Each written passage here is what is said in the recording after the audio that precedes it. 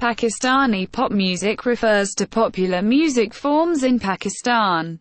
Pakistani pop is a mixture of traditional Pakistani classical music and Western influences of jazz, rock and roll, hip-hop and disco sung in various languages of Pakistan, including Urdu. The popularity of music is based on the individual sales of a single, viewership of its music video, or the singer's album chart positions.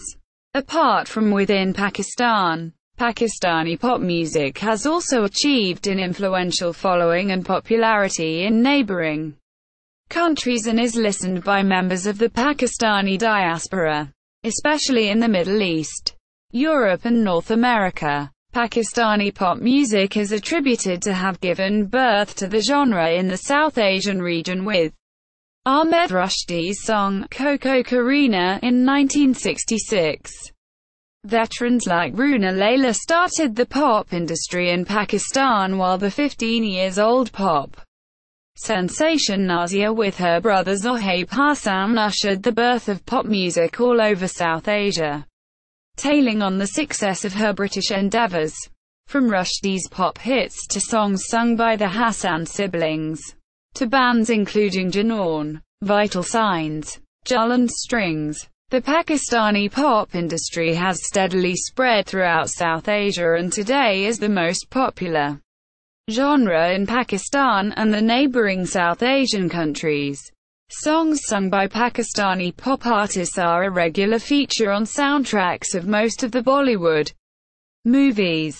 The genre has always been accepted in the mainstream youth culture, but hindrances came in the form of changing governments, cultural conservatism, foreign influences and a stiff competition from neighboring countries. Still, pop music thrived and survived with a steady growth. It was not until recent times that Pakistani pop music was to be admired throughout South Asia and the rest of the world. History: 1960–80. Rise and fall of playback singing. The master of stage, father of pop, Ahmed Rushdi. After the independence of Pakistan in 1947, the most popular form of entertainment in the newly created Pakistan was the medium of film. Cinemas sprouted up in various corners of the nation, especially in Lahore, Karachi and Dhaka in East Pakistan, and playback singing became popular.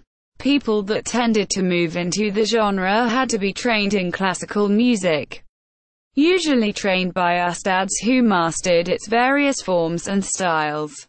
In 1966, a talented young playback singer, Ahmed Rushdi, now considered as one of the greatest singers of South Asia, sang the first South Asian pop song, Ko Ko Korina, for the film Arman, composed by Sohail Rana. The song was a blend of 60s bubblegum pop, rock and roll twist music and Pakistani film music. This genre would later be termed as filmy pop. Paired with Runa Laila, the singer is considered the pioneering father of pop music, mostly hip-hop and disco, in South Asia. Following Rushdi's success, Christian bands specializing in jazz started performing at various nightclubs and hotel lobbies. In Karachi, Hyderabad and Lahore, they would usually sing either famous American jazz hits or cover Rushdi songs. Rushdi sang playback hits along with Laila until the Bangladesh Liberation War, when East Pakistan was declared an independent state. Laila, being a Bengali, decided to leave for the newfound Bangladesh. The 1980s saw a nosedive in the progress of cinema in Pakistan as the nation was left in the state of turmoil over the changes in the government administration.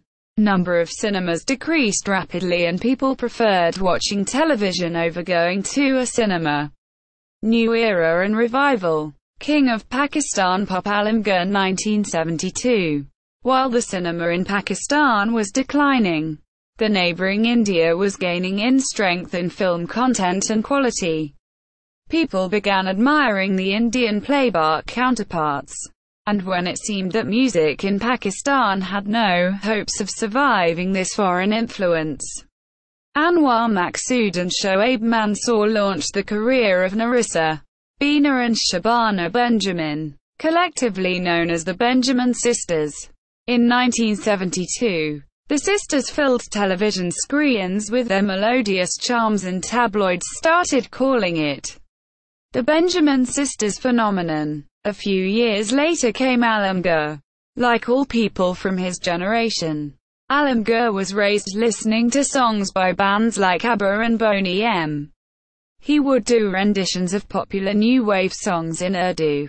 In 1973, influenced by disco and funk, Alamgir sang Al Bella Rahi, an Urdu song literally translated from a famous Cuban hit originally in Spanish.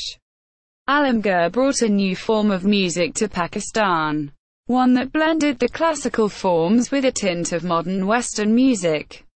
Hit after another, he proved to be the most successful singer and musician of his time. Alongside Alamgir, Muhammad Ali Sheikhi also rose to fame with his renditions of the Hindustani classical forms with mediums like jazz and rock. Hassan Jahangir is a Pakistani pop singer. He gained fame in the 80s with hit singles such as Hawa Hawa, Hatto Bacho, and Shadi Na Kana Yaran.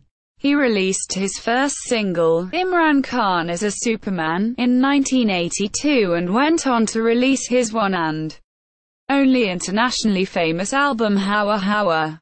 It sold approximately 15 million copies in India. New wave of music and new genres. 1980–2000s. The Queen of Disco Pop. Nazia Hassan. In 1980, Nazia Hassan, a 15-year-old Pakistani girl residing in the United Kingdom, was approached by Indian actor and director Feroz Khan along with Bidu Apaya, an Indian music producer, who asked her to sing the song Aapj Sakoi for the film Kurbani. She was selected for the nasal quality of the song's delivery.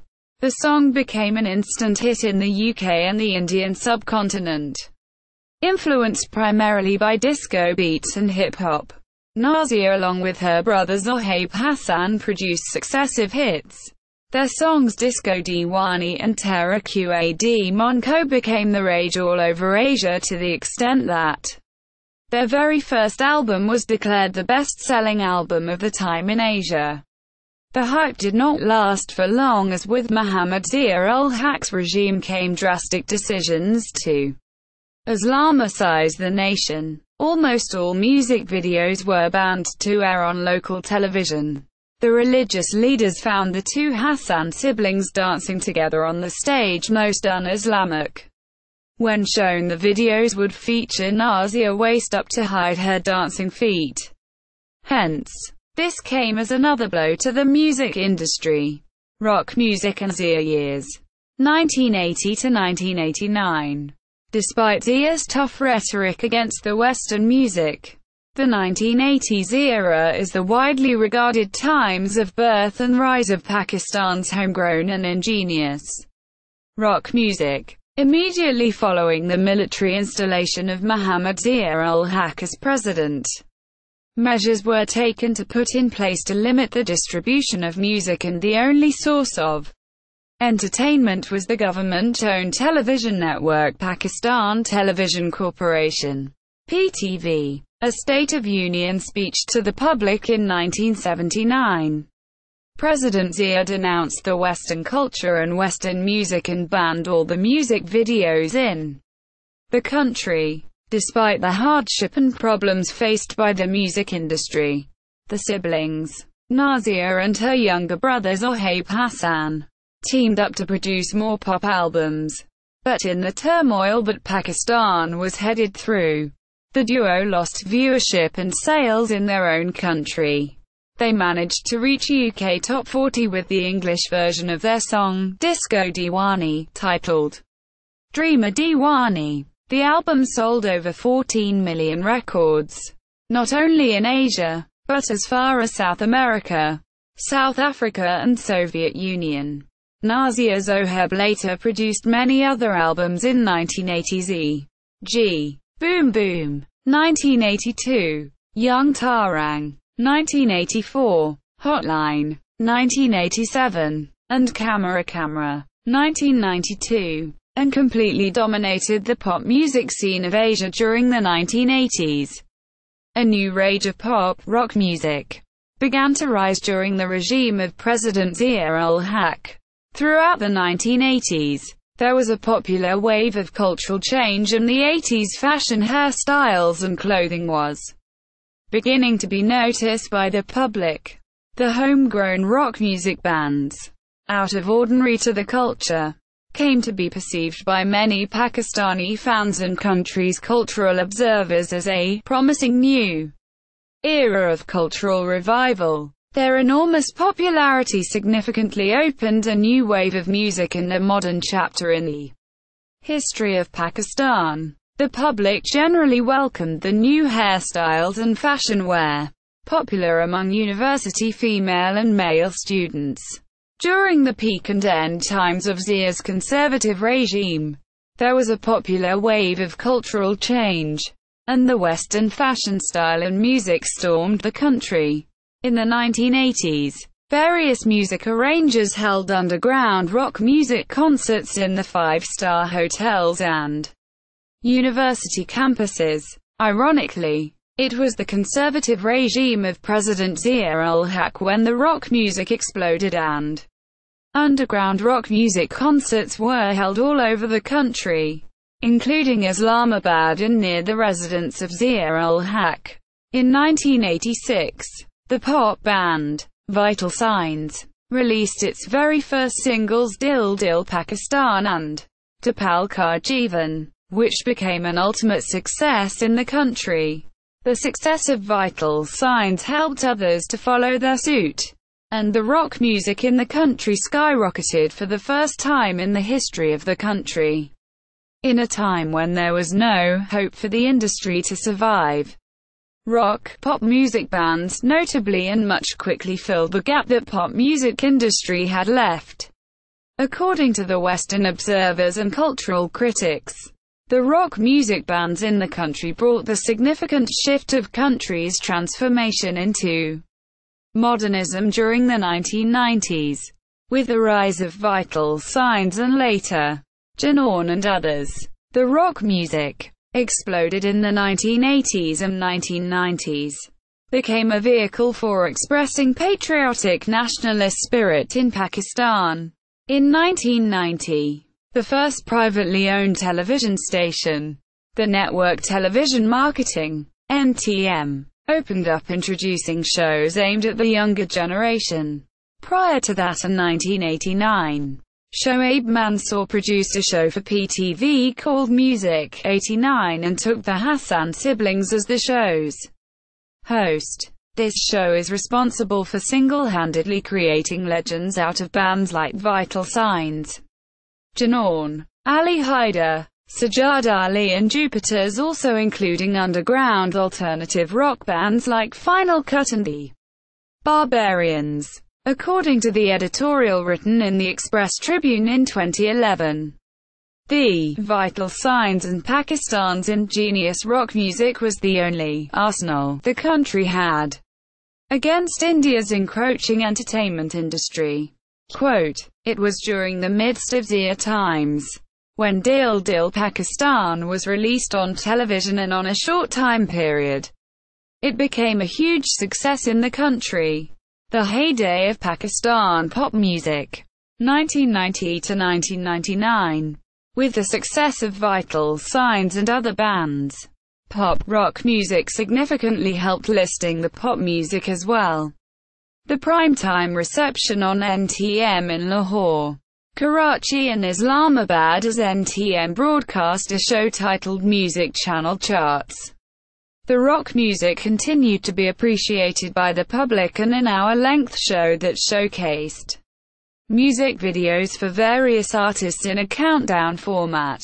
When people started getting acquainted to the show's format, amateur bands and singers taped their own videos and sent them to be aired. with competition rising and only a few minutes dedicated to a single video. Pop and rock musicians from all over the country were being recognized for their work.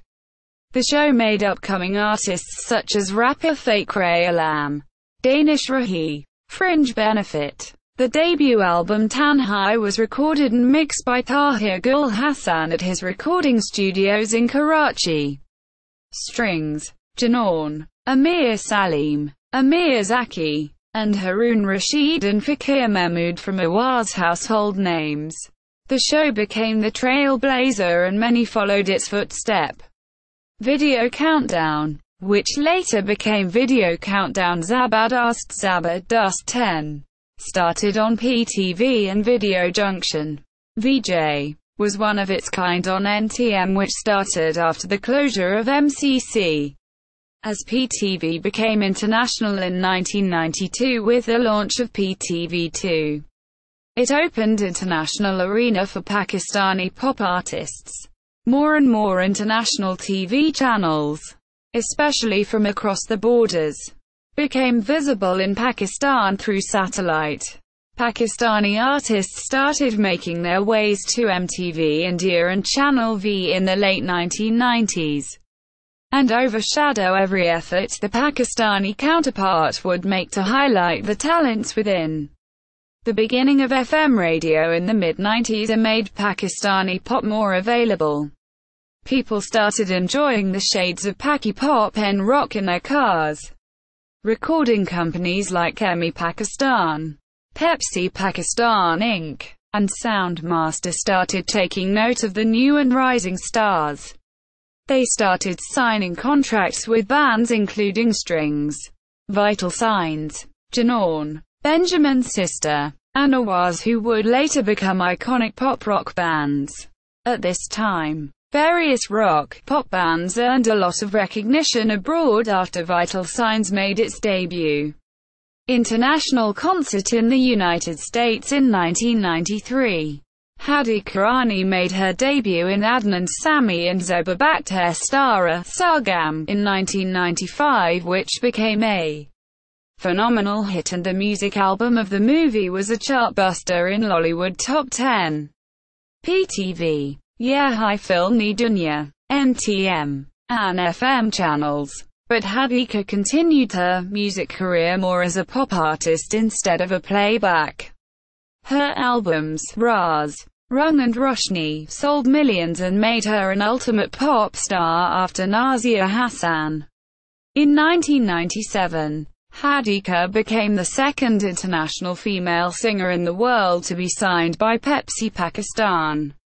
In 1999, following the Kargil War, all Indian channel broadcasts were limited or banned in Pakistan, and after Pervez Musharraf's coup d'etat, the media was privatized to cater to the needs of thousands who watched the Indian channels with regularity. Programs were broadcast to match the Indian content. Seeing this as an opportunity, bands returned on the music scene and started producing videos with a much richer content.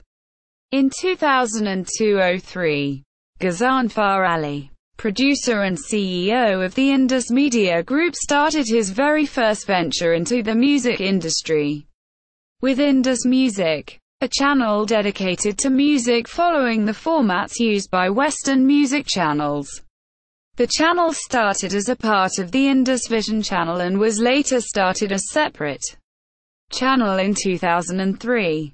With nothing much to watch than a few Pakistani channels, the youngsters in the country would settle in for Indus Music and would become interested in music once again. In 2006, Indus TV Network, in an agreement with MTV INTN, converted Indus Music into MTV Pakistan, which continued till 2011 to again become Indus Music.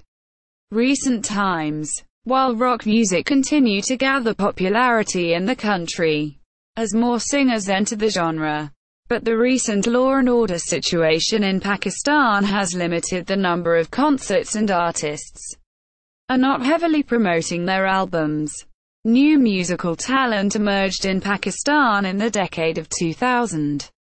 Entity Paradigm, AAROH, Mizrab, Mizmar, Fuzon, Rayeth, Nori, Nekal Hassan Band, Jul, Roxanne etc. made their name by producing quality music. With the disbanding of Janon, Ali Azmat launched his solo career and his first solo album Social Circus became a success and gave him an iconic image. New female singers like Haini Khalid, Abresha Manaba kept the music scene alive. After Indus Music, ARY Music, The Music, AAG, Now Off Air, Play and many other music channels were launched which kept the music scene going on. AAG TV was the first ever youth music channel of Pakistan which presented many thought-provoking programs as well on youth issues. Many new bands are still performing but unfortunately Pakistani music channels are not giving enough time to these emerging talents. Instead they are playing Bollywood music all the time.